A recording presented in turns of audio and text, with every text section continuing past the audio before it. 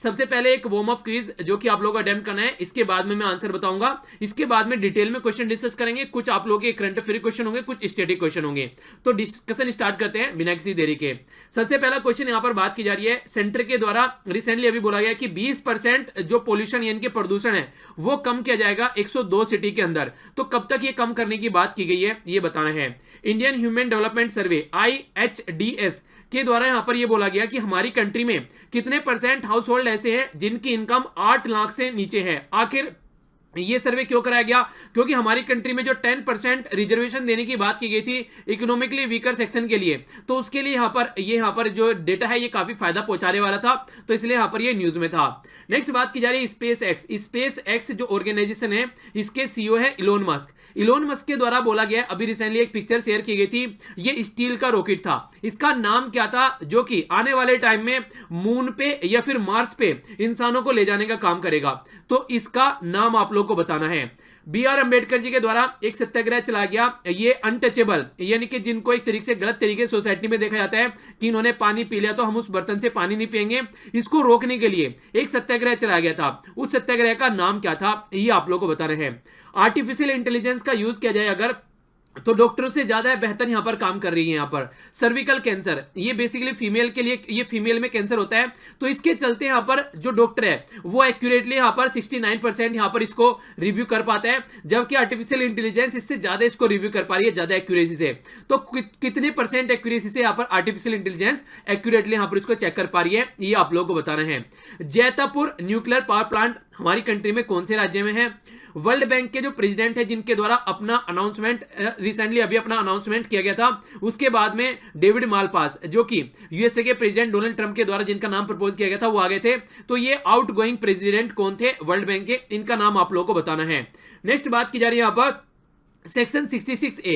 Section 66A कई बार negatively use किया जाता है, जैसे कि अगर कोई किसी के खिलाफ कुछ बोल देता है, खासकर पॉलिटिकल अथॉरिटी के खिलाफ, यूपी के जो चीफ मिनिस्टर थे योगी जी, उनके खिलाफ बोला गया तो पकड़ के ले गई पुलिस। इसी तरीके से ये कई राज्यों के द्वारा नेगेटिवली यूज किया गया। महाराष्ट्र में भी कंडीशन देखने को मिली थी। ये कौन से फंडामेंटल राइट का हनन करता है? ये सेक्शन 66 है, जिसको हमारी कंट्री में अभी सुप्रीम कोर्ट के द्वारा स्टेक डाउन कर दिया गया था, फिर भी ये यूज हो रहा है कहीं कहीं। तो आर्टिकल कौन कौन सा है? एक तो है फ्री स्पीच, तो कौन सा आर्टिकल है फ्री स्पीच का? एक है राइट टू लाइफ, इसके लिए कौन सा आर्टिकल है?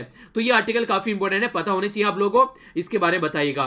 नेक्स्ट बात की जा रही है, यूपी के चीफ मिनिस्टर आदित्य योगीनाथ जी के द्वारा जनकपुर नेपाल में विजिट किया गया था, क्योंकि यहां पर एक काफी बड़ा ओकेजन था और काफी न्यूज में भी था ये ओकेजन, तो इसका नाम आप लोग को बताना है। नेक्स्ट बात की जा रही है, मेघालय में अभी रिसेंटली इलीगल माइनिंग देखने को मिली और काफी नेगेटिव इंपैक्ट उसका पड़ रहा था मेघालय के ऊपर। एक कमेटी सेटअप की गई नेशनल ग्रीन ट्रिब्यूनल के द्वारा, उस कमेटी के चेयरपर्सन कौन थे ये आप लोग को बताना है। 10 क्वेश्चन है आप लोगों के सामने टोटल। अब आप लोगों को यहां पर नीचे कमेंट बॉक्स में अपना जो आंसर मैच करके स्कोर लिखेगा, इससे आप लोग देखिएगा कितना आप लोगों ने सीखा और कितना आप लोगों को और मेहनत करनी है। ठीक है, तो देख लेते हैं आंसर। यहां पर सबसे पहले 20% जो एयर पोल्यूशन कट करने की बात की जा रही है, ये 2024 तक बात की जा रही है यहां पर, तो काफी इंपॉर्टेंट है, याद रखिएगा। नेक्स्ट बात की जा रही है, 98% हमारी कंट्री में ऐसे लोग हैं जिनकी जो आय है वो एक साल में 8 लाख से नीचे है, यानी कि ओनली 2% बाहर बच जाएंगे, जो इकोनॉमिकली वीकर सेक्शन की बात की जा रही थी, जो कि काफी सोचने वाली बात है। इलोन मस्क के द्वारा यहां पर जो ये स्टील का रॉकेट का पिक्चर तैयार किया गया था, स्टारशिप बोला गया इसको, तो याद रखिएगा, पूछा जा सकता है स्टारशिप क्या एक सैटेलाइट है, फलाना ढिमकाना, कई सारे आप लोगों को वो दे देगा ऑप्शन, तो इसके बारे में आप लोग हल्का सा आइडिया रख सकते हैं। ठीक है, नेक्स्ट जो बात की जा रही है यहां पर, जो अनटचेबल के लिए यहां पर जो ये सत्याग्रह चलाया गया था ये भीमराव अंबेडकर जी के द्वारा महद सत्याग्रह इसको बोला गया था, महद MAHAD। ठीक है, आर्टिफिशियल जो इंटेलिजेंस है यहां पर, इसके द्वारा जो सर्विकल कैंसर होता है ये 91% एक्यूरेटली बता दिया गया, जबकि यहां पर लगभग 69%, यानी कि मोटे मोटे तौर पर बोला जाए तो 20% का डिफरेंस है जो डॉक्टर पता लगाते हैं और जो आर्टिफिशियल इंटेलिजेंस ने पता लगा लिया। तो अच्छी बात है। जैतापुर जो न्यूक्लियर पावर प्लांट है ये महाराष्ट्र के अंदर है। जिम योंग किम थे जिनके द्वारा रिजिग्नेशन दिया गया, और डेविड मालपास आज के डेट में वर्ल्ड बैंक के प्रेसिडेंट हैं। ठीक है, तो इसके बारे में आइडिया रख सकते हैं। 3 साल पहले अपनी पोस्ट से इनके द्वारा रिजिग्नेशन दे दिया गया था। नेक्स्ट बात की जा रही है सेक्शन 66A, तो ये कंट्रेरी है यहां पर आर्टिकल 19 जो कि फ्रीडम स्पीच के बारे में बात करता है, फ्री स्पीच, आर्टिकल 21 जो कि राइट टू लाइफ के बारे में बात करता है। दोनों इंपॉर्टेंट, बहुत ज्यादा इंपॉर्टेंट और बहुत ज्यादा न्यूज में आप लोगों को देखने को मिलते हैं। यूपी के चीफ मिनिस्टर जो है यहां पर योगी जी हैं, और योगी जी के द्वारा यहां पर विवाह पंचमी ये नेपाल में देखने को मिली, तो यहां पर इनके द्वारा पार्टिसिपेट किया गया, तो ये काफी इंपॉर्टेंट एक इवेंट था। जो कि नेपाल के अंदर सेलिब्रेट किया गया, तो इसके बारे में याद रखिएगा। ठीक है, अयोध्या है वो उत्तर प्रदेश में है, और जो जनकपुर है जहां की सीता जी थी वो यहां पर कहां पर है, वो नेपाल के अंदर है। तो इसलिए यहां पर योगी जी को यहां पर पार्टिसिपेट करने के लिए इसमें बुलाया गया। विवाह पंचमी एक तरीके से यहां पर जो सीता जी है और राम जी के विवाह की बात की जाती है। ये जो यहां पर मेघालय के द्वारा जो यहां पर जो इलीगल माइनिंग चल रही थी उसको रोकने के लिए नेशनल ग्रीन ट्रिब्यूनल के द्वारा कमेटी सेटअप की गई। इसको बोलते थे बीपी काटोकी। ठीक है, तो इसका नाम याद रखते हैं, बीपी काटोकी कमेटी किससे रिलेटेड थी। और एक बात ये भी इंपॉर्टेंट, क्योंकि नॉर्थ ईस्ट से रिलेटेड है तो आप लोगों के लिए और भी ज्यादा इंपॉर्टेंट हो जाता है। तो बीपी काटोकी कमेटी, ठीक है, इलीगल माइनिंग को रोकने के लिए। आइए बढ़ते हैं अगले क्वेश्चन की ओर। डिटेल में थोड़ा डिस्कशन आप लोगों को यहां पर देखने को मिलने वाला है। बात की जा रही है यहां पर बॉर्डर रोड ऑर्गेनाइजेशन के बारे में, जिसको ब्रो बोलते हैं, बोलते नहीं है जैसे आप लोग कई बार बोलते हैं और ब्रो क्या हाल है, तो उस तरीके से आप लोग इसको थोड़ा सा याद रखिएगा। तो हमारे सबसे अच्छे ब्रोदर कौन है, जो हमारी रक्षा करते हैं, यानी कि खासकर अगर आप लोग बात करें जो बॉर्डर के सिपाही हैं, तो उससे रिलेटेड यहां पर ये बॉर्डर रोड ऑर्गेनाइजेशन है। तो उससे रिलेटेड आप लोगों को याद क्या रखना है वो भी आगे बताऊंगा। ब्रो जो है ये फंक्शन करती है कौन सी मिनिस्ट्री के अंदर, ये मिनिस्ट्री के अंदर यहां पर road transport and highway ministry, क्योंकि बॉर्डर रोड बनाने का काम करती है बॉर्डर वाले एरिया में, तो यहां पर इस मिनिस्ट्री के अंडर में आती है। पहली स्टेटमेंट। दूसरी स्टेटमेंट बोला गया कि ब्रो जो है यहां पर ये कंट्रीब्यूशन करती है सोशियो इकोनॉमिक डेवलपमेंट, खासकर बॉर्डर वाले राज्य, जो भी हमारे बॉर्डर वाले राज्य हैं, इंटरनेशनल बाउंड्री टच करते हैं, उनकी बात की जा रही है। ब्रो वर्क करती है क्लोजली एसोसिएट होकर आर्मी के साथ में मिलकर, और या कोई नेचुरल डिजास्टर जो हो रहा है वहां पर उसके साथ में हेल्प करती है यहां पर ये बॉर्डर रोड ऑर्गेनाइजेशन। तो कौन सी स्टेटमेंट करेक्ट है ये बताना है। ए में बोला गया 1 and 2 ओनली, बी में बोला गया 1 and 3, सी में बोला गया 2 and 3, डी में बोला गया 1, 2 and 3। तो नीचे कमेंट बॉक्स में आंसर बताइए, उसके बाद में आंसर देखेगा। आइए डिटेल में समझ लेते हैं। वैसे जो आंसर आप लोग यहां पर देखने को मिलेगा वो है सी, यानी कि 2 and 3। ये गलत है। रीजन क्या है गलत होने का, क्योंकि यहां पर ये रोड एंड ट्रांसपोर्ट मिनिस्ट्री नहीं है। कंफ्यूजन में डालने के लिए ये बॉर्डर रोड की बात की जाए तो सोचेंगे कि इसी मिनिस्ट्री के अंडर आती है, नहीं, ये डिफेंस मिनिस्ट्री के अंडर में आती है। और भी कई सारे इंटरेस्टिंग फंक्शन है वो जान लेते हैं। ये 2015 से डिफेंस मिनिस्टर के अंडर में आती है, और काम ये है यहाँ पर बेसिकली कि किस तरीके से जो बॉर्डर वाला एरिया है उसको ऐसा बनाना है ताकि वहां पर आसानी से डेवलपमेंट किया जा सके। नॉर्थ ईस्ट वाले एरिया में काफी बड़ा रोल प्लेस के द्वारा किया जाता है। इसी के साथ में इंटरनेशनल लेवल पर भी, जैसे यहाँ पर दिलाराम, ये है दिलाराम जिरांग, ये हाईवे था अफगानिस्तान में 2008 में, इसमें काम किया गया इसके द्वारा। और इसी के साथ में यहाँ पर ये इसके अलावा यहाँ पर तजाकिस्तान में यहाँ पर फराकुर और अयानी, ये एयरबेस यहाँ पर जो रिस्टोर किया गया ब्रो के द्वारा यहाँ पर रिस्टोर किया गया था। ठीक है, तो इस तरीके के इंटरनेशनल लेवल के भी काम इसके द्वारा किए गए। तो अगर एक स्टेटमेंट आप लोगों से पूछा जाए एक अलग क्वेश्चन में कि ये ओनली इंटरनल काम करती है, कोई एक्सटर्नल काम नहीं करती है, तो ये गलत है। तो इसके बारे में याद रखिएगा। नेचुरल डिजास्टर अगर कहीं पर आता है, जैसे अभी केरला में आप लोगों को बाढ़ देखने को मिली, या फिर आप लोग जैसे केदारनाथ में वहां पर प्रॉब्लम काफी आ गई थी, जिसके ऊपर केदारनाथ मूवी बनी हुई है, तो ऐसी जगह भी काफी काम करती है ये ऑर्गेनाइजेशन। तो आंसर सी हो गया। आगे चलते हैं। नेक्स्ट क्वेश्चन यहां पर आप लोगों के सामने बात कर रहा है आर्टिक काउंसिल के बारे में। आर्टिक काउंसिल के बारे में यहां पर ये इंडिया से रिलेटेड है, तो इसलिए क्वेश्चन एग्जाम में पूछे जाते हैं ऐसे। सबसे पहली जो स्टेटमेंट है यहां पर बोला गया है कि 11th आर्टिक काउंसिल जो मिनिस्ट्रियल मीटिंग है वो अभी फिनलैंड में देखने को मिली। दूसरी स्टेटमेंट में बोला गया है इंडिया को यहां पर रिसेंटली इलेक्ट किया गया as a observer inter governmental forum of Arctic council, या इसे फर्स्ट टाइम यहां पर इलेक्ट किया गया है। तीसरी स्टेटमेंट है आर्टिक काउंसिल जो है वो लीडिंग इंटर गवर्नमेंटल यहां पर फोरम है, जो यहां पर एक तरीके से प्रमोट करने का काम करती है कोऑपरेशन और किस तरीके से इंटरेक्शन करना है आर्टिक जो एशियन है उस पर्टिकुलर रीजन में। तो कौन सी स्टेटमेंट करेक्ट है ये आप लोगों को बताना है, फिर डिटेल में समझाऊंगा ये क्या है आर्टिक क्वेश्चन, क्या आर्टिक वाला रीजन क्या है उसको दिखाऊंगा भी आप लोगों को। ए में बोला गया 1 and 2 से ये, बी में बोला गया 1 and 3, सी में बोला गया 2 and 3, डी में बोला गया 1, 2 and 3। तो कौन सा आंसर सही है आप लोगों के हिसाब से नीचे कमेंट बॉक्स में आंसर बताइए, उसके बाद में आंसर देखेगा। जो सही आंसर हो गया यहां पर, ये सही आंसर है इसका 1 and 3, यानी कि बी आंसर सही हो गया। ये सेकंड ऑप्शन यहां पर गलत है, क्योंकि हमारी कंट्री यहां पर फर्स्ट टाइम नहीं है, री इलेक्ट की गई है, यानी कि पहले भी इसको इलेक्ट किया जा चुका है एज ए ऑब्जर्वर। ऑब्जर्वर वो होता है जो कि मेंबर नहीं होता है पर लेकिन मीटिंग अटेंड कर सकता है। ठीक है, तो यहां पर ये ऑब्जर्वर होता है, वोटिंग डालने का कोई राइट नहीं होता है यहां पर, वो इसके बारे में आइडिया रख सकते हैं। थोड़ा सा डिटेल में जान लेते हैं। 11th मीटिंग अभी देखने को मिली है फिनलैंड में हुई, और इंडिया को री इलेक्ट किया गया है, ना कि फर्स्ट टाइम इलेक्ट किया गया है। आर्टिक काउंसिल अगर आप लोग यहां पर इसको देखना चाहेंगे तो आप लोग देख सकते हैं, ये हो गया हमारा प्यारा भारत। यहां से अगर आप लोग ऊपर आएंगे थोड़ा तो यहां पर आप लोगों को देखने को मिलेगा ये आर्टिक ओशन वाला रीजन। आर्टिक ओशन वाले रीजन के जो आसपास में कंट्री है वो यहां पर आप लोगों को इसका पार्ट नजर आएगी, जैसे कि कनाडा हो गया, ऊपर चलेंगे थोड़ा सा आप लोग यहां पर कनाडा हो गया, डेनमार्क हो गया, जैसे कि आप लोग देखते हैं यहां पर ये हो गया डेनमार्क हो गया। इसके अलावा आप लोगों को देखने को मिलेगा यहाँ पर फिनलैंड, आइसलैंड, नॉर्वे, ये जैसे फिनलैंड हो गया यहाँ पर ये हो गया, ठीक है ना, आइसलैंड यहाँ पर ये हो गया, नॉर्वे यहाँ पर ये हो गया, रसिया हो गया, स्वीडन हो गया, ठीक है, स्वीडन यहाँ पर ये हो गया, रसिया ये हो गया थोड़ा सा इधर आकर, और यूनाइटेड स्टेट यूएसए हो गया यहाँ पर, एक मिनट, यूएसए हो गया, थोड़ा सा आप लोग इधर आएंगे यहाँ पर, ये हो गया यूएसए, ठीक है। तो ये टोटल मिलाकर 8 राज्य आप लोगों को देखने को मिलेंगे जो कि इसका पार्ट है, और 1996 में इसका फॉर्मेशन किया गया था। बेसिक इस रीजन को कैसे शांति से रखना और क्या क्या काम करना है वो बातें देखने को मिलेगी, और नॉर्वे में इसका हेडक्वार्टर है, ठीक है। तो ये कुछ बातें हैं जो आप लोग इसके बारे में याद रख सकते हैं। बाकी ये मेंबर मैंने आप लोगों को बता दिया। तो किस तरीके से सस्टेनेबल डेवलपमेंट किया जाए आर्टिक क्वेश्चन वाले रीजन में, खासकर आर्टिक काउंसिल इसके ऊपर फोकस देकर चलती है। तो इंडिया यहाँ पर पार्ट बनाए तो इंपॉर्टेंट है, यहाँ पर आंसर बी हो गया। आगे बढ़ते हैं। नेक्स्ट क्वेश्चन आप लोगों के सामने यहाँ पर बात कर रहा है कंज्यूमर प्राइस इंडेक्स के बारे में। ये यहाँ पर बोल रहा है कि कौन सी स्टेटमेंट करेक्ट है, ये आप लोगों को बताना है। आरबीआई यूज करता है सीपीआई यानी कि कंज्यूमर प्राइस इंडेक्स को अपना इन्फ्लेशन काउंट करने के लिए, ताकि मॉनेटरी पॉलिसी को सेट कर सके, ठीक है। तो पहली स्टेटमेंट ये है। मुद्रास्फीति बोलते हैं यहाँ पर, जो यहाँ पर इसका उपाय करने के लिए बात की जाती है, जो यहाँ पर तो ये आरबीआई के द्वारा यहाँ पर ये स्टेप उठाया जाता है, ठीक है। तो नेक्स्ट जो बात की जा रही है यहाँ पर, सीपीआई जो इन्फ्लेशन है ये डिक्रीज हो रहा है लगभग लास्ट 5 साल से। दूसरी स्टेटमेंट यहां पर ये है। तो कौन सा आंसर सही है? ए में बोला गया है 1 ओनली, बी में बोला गया 2 ओनली, सी में बोला गया बोथ, डी में बोला गया नन। तो यहां पर जो सही आंसर है वो कमेंट बॉक्स में बताइए, उसके बाद में अपना आंसर देखेगा। तो सही आंसर है यहां पर ए, यानी कि आरबीआई जो है यहां पर कंज्यूमर प्राइस इंडेक्स को यूज करता है। क्यों? क्योंकि यहां पर अगर आप लोग देखेंगे, सबसे बड़ी बात यहां पर यह सीपीआई की कि ये कंज्यूमर के एंड पर काउंट होता है, यानी कि इन्फ्लेशन जो कंज्यूमर के एंड पर है वहां पर ये काउंट आप लोगों को देखने को मिलता है, और ज्यादा एक्यूरेटली यहां पर ये बता पाता है। इसके अंदर ज्यादा आप लोगों को चीजें देखने को मिलेगी, अलग अलग लेवल पे ये काउंट किया जाता है ढंग से, मतलब अलग अलग लेख के लिए। तो ये डिटेल में मैंने इसके ऊपर एक वीडियो बना रखी है, कंज्यूमर प्राइस इंडेक्स जो होता है और उसी के साथ में जो होलसेल प्राइस इंडेक्स होता है उसमें क्या डिफरेंस है।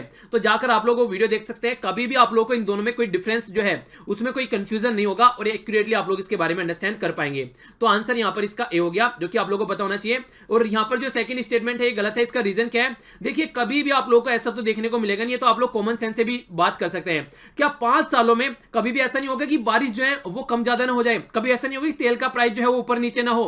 कभी ऐसा नहीं होगा कि जैसे ट्रेड वॉर जैसी चीजें चल रही है, किसी कंट्री के साथ में किसी की लड़ाई ना हो? थोड़ा बहुत ऐसी चीजें चलती रहती हैं, कभी बाढ़ आ जाती है, कभी कुछ रहता है। तो इसीलिए अगर आप लोगों से बोले कि कोई 5 साल 10 साल तक ऐसे ही चला हुआ है सेम चीज, तो पॉसिबल नहीं है। ये ऐसी चीजें होती है जो ऊपर नीचे होती रहती हैं, ठीक है। तो इसके बारे में अगर कोई बोले महंगाई के बारे में कि हाँ बस 5 साल से ऐसी की ऐसी है, तो एकदम आप लोग गलत उसको स्टेटमेंट एकदम बोल सकते हैं, ठीक है। तो इकोनॉमी क्वेश्चन ऐसे पूछ लिए जाते हैं। आगे बढ़ता हूं। स्पेशल कैटेगरी के स्टेटस के बारे में बात की जा रही है। कई सारे राज्य यहां पर बोलते हैं रिसेंटली, जैसे आंध्र प्रदेश के द्वारा बोला गया, बिहार भी बोल रहा है कि स्पेशल कैटेगरी का स्टेटस दे दो। तो इसके बारे में बात की जा रही है कि स्पेशल कैटेगरी स्टेटस के लिए क्या क्या यहां पर सेटिस्फाई करना चाहिए राज्य को, जिसको ये दिया जाता है। हालांकि ये अभी स्टेटस देना बंद कर दिया गया सेंटर के द्वारा, तो फिर भी इसके क्राइटेरिया आप लोगों को पता होना चाहिए, क्योंकि ये काफी न्यूज में रहता है। पहले बोला गया कि जो स्टेट है वो रिसोर्सेज क्रंच वहां पर होना चाहिए, यानी कि रिसोर्सेज की कमी वहां पर होनी चाहिए, ऐसा राज्य होना चाहिए। यानी कि मान लीजिए कोई पहाड़ी राज्य है, तो वहां पर गेहूं वगैरह तो उगाए नहीं जाएंगे, चावल वगैरह मैक्सिमम वहां पर उगाए नहीं जाएंगे, तो कई सारी और चीजें प्रॉब्लम फेस करनी पड़ सकती है उस पर्टिकुलर एरिया को, तो ऐसे राज्य को दिया जाता है। नेक्स्ट बात की जा रही है इकोनॉमिक और जो इंफ्रास्ट्रक्चर जो बैकवर्डनेस होनी चाहिए, वहां पर सड़कें वगैरह ढंग से ना हो, फैक्ट्री ना हो, लोगों को काम ना मिलता हो ढंग से, तो उसको दिया जाता है ये स्टेटस। ट्राइबल पॉपुलेशन साइजेबल होनी चाहिए, यानी कि वहां पर ट्राइबल कम्युनिटी भी एक अच्छे खासे लेवल पर होनी चाहिए। जो एरिया है वो हिली होना चाहिए, डिफिकल्ट टेरियन होना चाहिए, यानी कि कठिन इलाका होना चाहिए। तो कोई हिली एरिया हो या फिर कोई डिफिकल्ट एरिया हो, तो यहां पर उस स्टेट को भी यहां पर ये दिया जाता है, या फिर या आप लोग बोल सकते हैं कुछ ऐसा जो बॉर्डर वाला राज्य हो। फाज में बोला गया यहां पर कि हाई पॉपुलेशन डेंसिटी होनी चाहिए, यानी कि ज्यादा जनसंख्या घनत्व होना चाहिए, उसको भी ये दिया जाता है। तो कौन सा स्टेटमेंट सही है ये बताना है। ए में बोला गया 1 and 5 ओनली, 2 में बोला गया, बी में बोला गया 2 and 3 ओनली, सी में बोला गया 1, 2 and 5 ओनली, डी में बोला गया 1, 2, 3 and 4 ओनली। तो आप लोग अपना आंसर बताइए नीचे कमेंट बॉक्स में कौन सा सही है। जो सही आंसर है वैसे यहां पर इसका ये है डी। एक बार थोड़ा डिटेल में जान लेते हैं। यहां पर स्पेशल कैटेगरी स्टेटस हमारी कंट्री में इंट्रोड्यूस किया गया था 1969 में। ये 5th फाइनेंस कमीशन था जब यहां पर इंट्रोड्यूस किया गया था, और बोला गया था कुछ ऐसे राज्य हैं इनके ऊपर फोकस देकर चलना चाहिए। स्टार्टिंग में 3 राज्य को दिया गया, आसाम, नागालैंड और जम्मू कश्मीर। बाद में चलकर और 8 राज्य इसमें ऐड कर दिए गए। आज के डेट में टोटल हमारी कंट्री में अगर आप लोगों को देखने को मिलेंगे 8 राज्य प्लस 3, 11 राज्य टोटल ऐसे हैं जिनको यहां पर ये स्टेटस दिया जा चुका है। अरुणाचल प्रदेश, हिमाचल प्रदेश, मणिपुर, मेघालय, मिजोरम, सिक्किम, त्रिपुरा और उत्तराखंड। तो टोटल मिलाकर ये हैं, ये अलग अलग क्राइटेरिया यहां पर। तो लो पॉपुलेशन डेंसिटी होनी चाहिए। ज्यादा पॉपुलेशन वाला तो इसका मतलब उत्तर प्रदेश हो गया, बिहार हो गया, महाराष्ट्र हो गया, उनको भी यहां पर स्पेशल कैटेगरी का दर्जा दे दिया जाएगा। तो ये गलत है, यहां पर लो डेंसिटी होनी चाहिए। दूसरा यहां पर बोला जा रहा है कि हिली जो एरिया होना चाहिए, जो साइजेबल ट्राइबल कम्युनिटी होनी चाहिए, इंफ्रास्ट्रक्चर ढंग से ना हो, वहां पर स्टेट फाइनेंस जो यहां पर हो वो भी ढंग का ना हो, एक तरीके से लो पर कैपिटा इनकम हो, यहां पर रिसोर्सेज की कमी हो। तो जो टेंशन में है, जो प्रॉब्लम में है, बॉर्डर वाला राज्य है, वहां पर ये प्रॉब्लम ज्यादा देखने को मिलती है। तो मैक्सिमम आप लोगों को ये कुछ क्राइटेरिया है जिसके बारे में आप लोग आइडिया रख सकते हैं। तो आंसर डी हो गया। आगे चलते हैं। नीति आयोग के बारे में क्वेश्चन पूछा जा रहा है, काफी न्यूज में रहता है, ठीक है। तो जो नेशनल इंस्टीट्यूट है यहाँ पर ट्रांसफॉर्मिंग इंडिया के बारे में बात करता है, उसके बारे में स्टेटमेंट है। पहला बोला गया यहाँ पर ये रिजोल्यूशन के द्वारा यहाँ पर हमारी कंट्री में लाया गया था, पार्लियामेंट रिजोल्यूशन के द्वारा जनवरी 1 2015 में, पहली स्टेटमेंट। दूसरी स्टेटमेंट बोला गया कि नीति आयोग यहाँ पर रिप्लेस करता है प्लानिंग कमीशन को, जो कि स्टेब्लिश की गई थी हमारी कंट्री में 1952 में। तीसरा बोलता है कि टीम इंडिया हब और जो knowledge and the innovation hub है वो क्रिएशन है नीति आयोग के हमारी कंट्री में, थिंक टैंक है ये इसलिए। तो कौन सी स्टेटमेंट इनकरेक्ट है ये आप लोगों को बताना है। ए में बोला गया 2 ओनली, बी में बोला गया 1 and 2 ओनली, सी में बोला गया 2 and 3 ओनली, डी में बोला गया 3 ओनली। अपना आंसर नीचे कमेंट बॉक्स में लिखिए और मैं यहां पर बैट लगाता हूं मैक्सिमम लोगों के आंसर यहां पर गलत होने वाला है, ये वाला आंसर। तो थोड़ा सोच के आंसर लगाइएगा, ये मैं कुछ सोच समझ के ही बोल रहा हूं, ठीक है। वीडियो को पॉज करके आप लोग अपना आंसर दे सकते हैं, उसके बाद में आप लोग देख सकते हैं आप लोगों ने सही आंसर दिया या गलत आंसर दिया। रीजन क्या है अभी आप लोग समझ जाएंगे। आंसर जो है यहां पर इसका ये है बी, क्योंकि नीति आयोग जो यहां पर फॉर्म किया गया था ये कैबिनेट रिजोल्यूशन के द्वारा फॉर्म किया गया था यहां पर, ना कि पार्लियामेंट में रिजोल्यूशन के द्वारा। तो यहां पर ये नहीं बोला गया कि कोई यहां पर कॉन्स्टिट्यूशनल बॉडी है या फिर एग्जीक्यूटिव बॉडी है, उसमें तो आप लोग समझ जाते हैं। यहां पर बोला गया रिजोल्यूशन पार्लियामेंट, नहीं कैबिनेट के रिजोल्यूशन के द्वारा बोला गया, क्योंकि पार्लियामेंट का मतलब हो गया एक तरीके से सबके द्वारा सपोर्ट करना, फिर तो वो स्टैट्यूटरी लॉ बन जाता। तो ये गलत है बिल्कुल। दूसरा यहां पर नीति आयोग जो है यहां पर ये ट्रांसफॉर्म किया गया 1 जुलाई, ये 1 जनवरी ये 2015 में, और इसके द्वारा जो रिप्लेस किया गया प्लानिंग कमीशन 1952 का था ये, तो इसको रिप्लेस किया गया। तो ये ट्रिक थी यहां पर ये क्वेश्चन गलत कराने के लिए आप लोगों के लिए, ठीक है। थिंक टैंक है एक तरीके का जो कि पॉलिसी मेकिंग में किस तरीके से होता है, गवर्नमेंट को सपोर्ट करता है, और इसी के साथ में कोई टेक्निकल जो एडवाइस होती है वो भी यहां पर गवर्नमेंट और सेंटर स्टेट को यहां पर देता है। तो आंसर क्या हो गया यहाँ पर, आंसर हो गया आप लोगों के सामने बी। किस किस का सही हुआ बताइए तो नीचे कमेंट बॉक्स में। तो इसलिए छोटी छोटी चीजें आप लोगों को ध्यान देनी होती है। आगे बढ़ता हूं। नेक्स्ट क्वेश्चन आप लोगों के सामने यहाँ पर बात कर रहे हैं सेबी के बारे में, जिसको बोलते हैं security exchange board of India. इसके बारे में कौन सी स्टेटमेंट करेक्ट है ये बताना है। बोला जा रहा है कि जो रजिस्टर करती है और रेगुलेट करती है वर्किंग करने के लिए जो वेंचर कैपिटल फंड होता है और जो कलेक्टिव इन्वेस्टमेंट होता है इंक्लूडिंग म्यूचुअल फंड। तो जो ये भी यहाँ पर इन्वेस्टमेंट आप लोग करते हैं स्टॉक एक्सचेंज वगैरह में, जहां पर भी आप लोग इस तरीके के इन्वेस्टमेंट किए जाते हैं, ये यहाँ पर रजिस्टर और रेगुलेट किया जाता है सेबी के द्वारा। पहली स्टेटमेंट प्रमोट करती है यहाँ पर एजुकेशन ट्रेनिंग, खासकर जो इंटरमीडिएट होते हैं, ताकि सिक्योरिटी मार्केट में किसी का पैसा न डूबे और एजुकेटेड लोग ढंग से अपना फायदा यहाँ पर उठा सकें। तीसरा बोला गया कि प्रमोट करती है इनसाइडर यहाँ पर इनसाइडर ट्रेडिंग इन सिक्योरिटीज, तो ये भी यहाँ पर ये अलाउ करती है। तो कौन सी स्टेटमेंट करेक्ट है। ए में बोला गया 1 and 3, बी में बोला गया 2 and 3, सी में बोला गया 1 and 2, डी में बोला गया 1, 2 and 3। तो सही आंसर बताइए, फिर आप लोग आंसर देखिएगा। सही आंसर है इसका बेसिकली ये तीसरा गलत है यहाँ पर, तो सही आंसर है इसका सी, यानी कि 1 and 2। रीजन क्या यहाँ पर, इनसाइडर जो ट्रेडिंग यहां पर बोली गई है, इसका मतलब है कि किसी इंसान को अंदर की बातें बता दो, उसको ओपन प्लेइंग फील्ड न दो, अंदर की बातें बता दो उसको कि हाँ भैया ये हो रहा है, ताकि वो आसानी से काम कर सके। बाकी यहां पर ये काम करता है, ये एक तरीके से रेगुलेट करता है और रजिस्टर भी करता है और एजुकेट भी करता है लोगों को। सेबी के बारे में थोड़ा जान लेते हैं। इसका गठन किया गया था, जो सेबी का गठन किया गया था, ये सेबी एक्ट 1992 के हिसाब से इसका गठन किया गया था। वैसे फॉर्मेशन किया गया था इसको स्टार्टिंग में 1988 में, बाद में चल के इसको स्टैट्यूटरी स्टेटस दिया गया, यानी कि स्टैट्यूट के यानी कि लॉ के द्वारा बनाया गया। महाराष्ट्र में इसका आज को डेट में आप लोगों को हेडक्वार्टर देखने को मिलेगा। अजय त्यागी IAS ऑफिसर यहां पर इसके चेयरमैन है, इसके बारे में आप लोग आइडिया रख सकते हैं, ठीक है। आगे बढ़ता हूं। नेक्स्ट क्वेश्चन आप लोगों के सामने यहां पर बात कर रहे हैं, यह अंतरराष्ट्रीय योगा दिवस के बारे में। तो कौन सा स्टेटमेंट यहां पर करेक्ट है ये पूछा गया है। बोला गया कि जो ministry of information and broadcasting के द्वारा अभी एक नया अवार्ड बनाया गया है, अंतरराष्ट्रीय योगा दिवस मीडिया सम्मान अवार्ड, ठीक है। 2019 में इसको स्टार्ट किया गया है। दूसरा बोला गया कि यहां पर ये कंट्रीब्यूशन जो है मीडिया का एक तरीके से मैसेज जो फैलाती है योगा के बारे में, उसकी वजह से यहां पर ये इसको दिया जाएगा। अंतरराष्ट्रीय योगा दिवस सेलिब्रेट किया जाता है एनुअली, यानी कि हर साल 21 जून को, और 2014 से हम लोगों ने इसको स्टार्ट करा था सेलिब्रेट करना।